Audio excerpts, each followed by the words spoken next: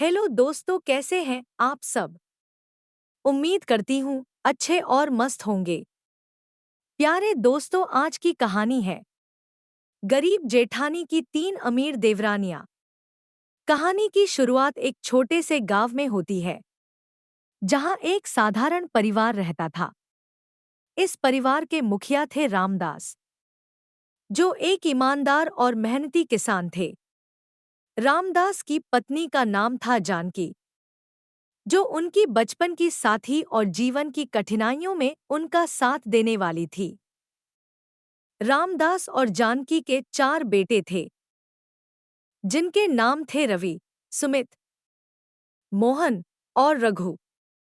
सभी बेटे बड़े हो गए थे और विवाह के योग्य हो गए थे। रामदास और जानकी ने तय किया कि सबसे बड़े बेटे रवि की शादी पहले की जाएगी। रवि की शादी जानकी के मायके की एक साधारण लड़की सीमा से कर दी गई। सीमा गरीब परिवार से आई थी, लेकिन वह बहुत मेहनती, ईमानदार और सादगी पसंद थी। सीमित साधनों के बावजूद वह परिवार की जिम्मेदारियों को पूरी तरह से निभाती और हर किसी का ख्याल रखती थी। रामदास और जानकी ने भी उसे बेटी की तरह अपनाया और घर में सभी लोग उसकी सरलता और मधुर स्वभाव से प्रभावित थे। कुछ साल बाद जब बाकी तीनों बेटों के भी विवाह की बारी आई, तो उन्होंने शहर में जाकर अपने काम धंधे शुरू किए और वहीं से उनकी जीवन शैली बदलने लगी। रवि गांव में ही अपने माता पिता के साथ खेतों में काम करता था, जबकि बाकी तीनों भाई शहर में उच्च शिक्षा और व्यापार के कारण अमीर हो गए। उनके विवाह भी शहर की सुंदर और अमीर लड़कियों से हुए। इस प्रकार सुमित, मोहन और रघु की पत्नियां निधि, आरती और तन्वी परिवार की तीन अमीर देवरानियां बनकर आईं। जब देवरानियों ने घर में कदम रखा, तो सीमा का दिल बहुत खुश हुआ। वह सोच रही थी कि अब उसका परिवार बड़ा हो गया है और सभी एक साथ खुशहाल जीवन बिताएंगे। सीमा अपने देवरों और देवरानियों की हर जरूरत का ख्याल रखने लगी। हालांकि देवरानियों का स्वभाव थोड़ा अलग था। वे बड़े शहरों की रहने वाली थी और अपने आधुनिक जीवन शैली से परिचित थी। उन्हें गांव की साधारण जिंदगी और सीमा का सादा जीवन पसंद नहीं आता था। तीनों देवरानियां हमेशा अपने कपड़े, गहने और जीवन शैली को लेकर एक दूसरे से प्रतिस्पर्धा करती। उन्हें यह देखकर आश्चर्य होता कि सीमा, जो सबसे बड़ी जेठानी थी, कितनी साधारण कपड़े पहनती है, घर का सारा काम खुद करती है और छोटी-छोटी चीजों में खुश हो जाती है। आरती ने एक दिन हंसते हुए कहा, दीदी, आप तो बहुत मेहनती हैं, लेकिन आपको भी तो कुछ आराम करना चाहिए। इस घर के सारे काम करने की क्या है। निधि ने भी मजाक में कहा, हाँ दीदी, ये देखिए, आपको तो खुद पर थोड़ा ध्यान देना चाहिए। गहने नहीं पहनेंगी तो आप कैसे जानेंगी कि आप कितनी सुंदर हैं। सीमा ने मुस्कुराते हुए कहा, मेरे लिए सुंदरता मेरी सादगी में है और जब मेरे परिवार के लोग खुश होते हैं तो मुझे सच्ची खुशी मिलती है। देवरानियां यह सुनकर थोड़ी असमंजस में पड़ गईं। वे अक्सर सीमा की स्थिति पर सोचती कि कैसे वह इतनी कम साधनों में भी इतनी खुश रहती है। वे आपस में बात करतीं, आखिर सीमा दीदी को हमारी तरह महंगे कपड़े और गहनों की चाहत क्यों नहीं होती। अलग जीवन शैली और सोच का संघर्ष समय बीतता गया और देवरानियों की अमीर जीवन शैली और सीमा की सादगी के बीच का अंतर और गहरा होता गया। देवरानियां अपनी अपनी शानो शौकत में रहती थी, जबकि सीमा पूरे घर की जिम्मेदारियां निभाती परिवार के सदस्य भी देवरानियों की शहरी जीवन शैली के मोह में पड़ते गए। अब जब वे किसी पारिवारिक समारोह या त्योहार में शामिल होते, तो अमीर देवरानियां अपने महंगे कपड़े और गहने पहनकर आती और सबकी निगाहें उनकी तरफ होती। सीमा फिर भी अपने सादगी भरे जीवन से संतुष्ट रहती, लेकिन कभी-कभी उसके मन में यह विचार उठता कि क्या वह अपने परिवार के सदस्यों से पीछे रह गई है?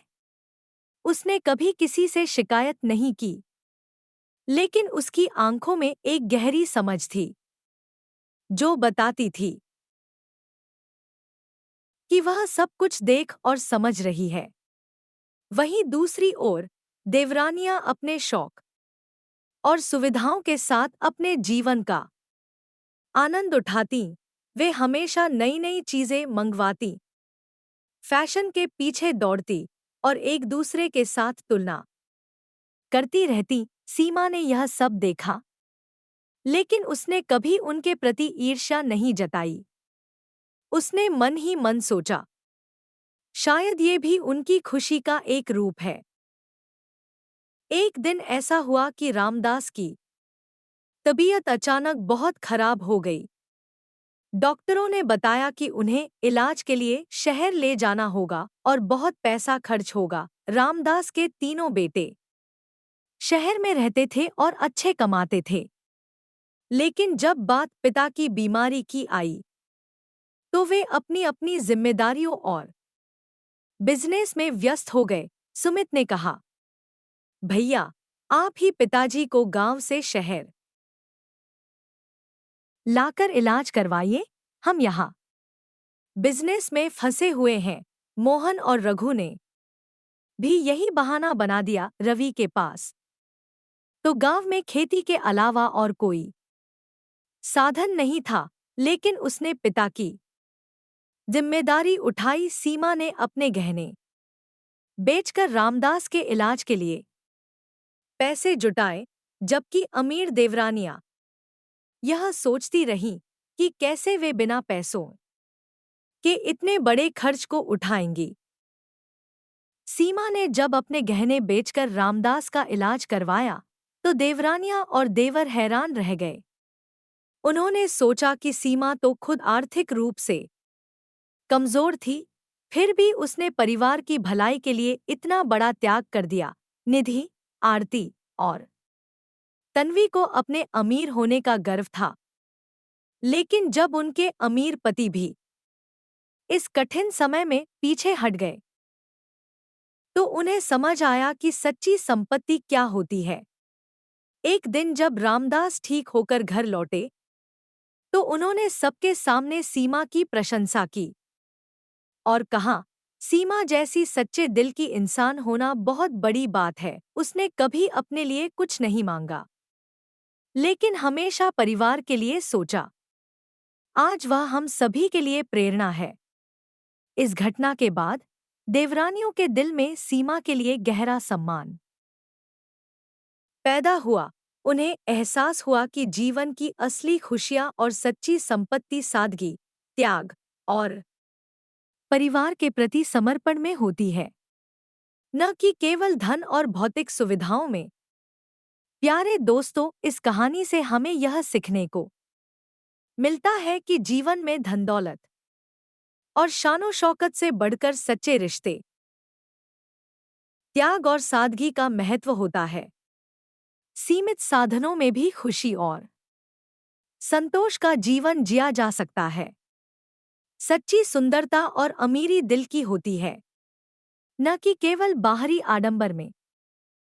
प्यारे दोस्तों, यह कहानी यहीं पर समाप्त होती है। आपको यह कहानी कैसी लगी? कमेंट बॉक्स में जरूर बताएं।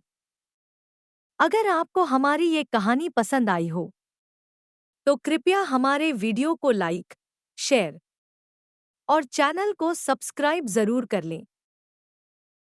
इससे हमें मोटिवेशन मिलता है और आप तक ऐसी ही मजेदार कहानियां सबसे पहले पहुंचती रहेगी।